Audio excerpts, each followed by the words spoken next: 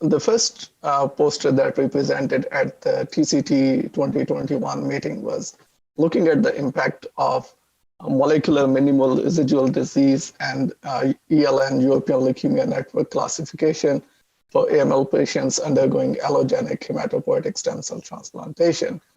So a little bit background that patients with AML, they're classified into favorable risk, intermediate risk, and high risk based on European Leukemia Network classification. And the patients with intermediate and high risk disease, they are favored to undergo allogeneic hematopoietic stem cell transplant because that has shown to improve outcome for these patients. And but there has been recent data coming out from multiple centers that patients who have the minimal residual disease before undergoing allogeneic hematopoietic stem cell transplant, their outcomes are not great as compared to someone who have achieved a minimal residual disease negative status.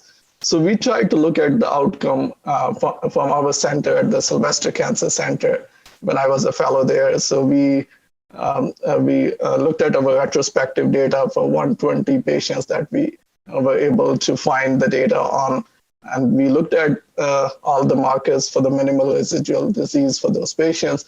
And mainly, there are different ways to look at the minimal residual disease. So you can look at it through the MRD via flow cytometry. You can look at the PCR for the NPM1 mutation, and you can also do the NGS mutation, and you can look at the next generation sequencing. So we had data mostly for via next generation sequencing. So the patients who underwent allogeneic hematopoietic stem cell transplant with diagnosis of AML in complete remission, which means less than 5% of blasts on the bone marrow prior to transplant. So those patients, and out of those patients who had the data available for their molecular data, so there were 120 patients. So we defined the molecular disease positivity for the patients who had their mutations positive, mainly NPM1 mutation, FLT3 mutation, then IDH mutated patients, and those were the patients who were included. We excluded the patients who had persistent DNMT3A, ASXL1, or TET mutations, because those are considered more of a clonal hematopoietic mutations, and we can see those mutations in the elderly population, and they might not be disease-defining patients. So patients who had persistent molecular residual disease, so those were the patients who were included in the final analysis. So finally, we had 120 patients, and out of those 120, 100 were transplanted in first complete remission. And we stratified those patients based on their European Leukemia Network classification, ELN classification. And when we looked at the final data, out of total patients, 51 were male and 49 patients were female, and 23% had MMRD or minimal molecular residual disease positive status, and 67% were negative. And out of those, 61% of the patients received myeloablative conditioning, and 39% of the patients received reduced intensity conditioning.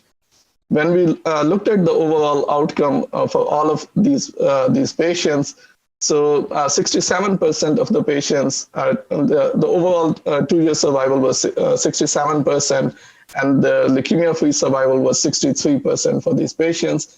And for the MMRD positive group, the 2-year overall survival was 35% as compared to 75% in the MMRD negative group.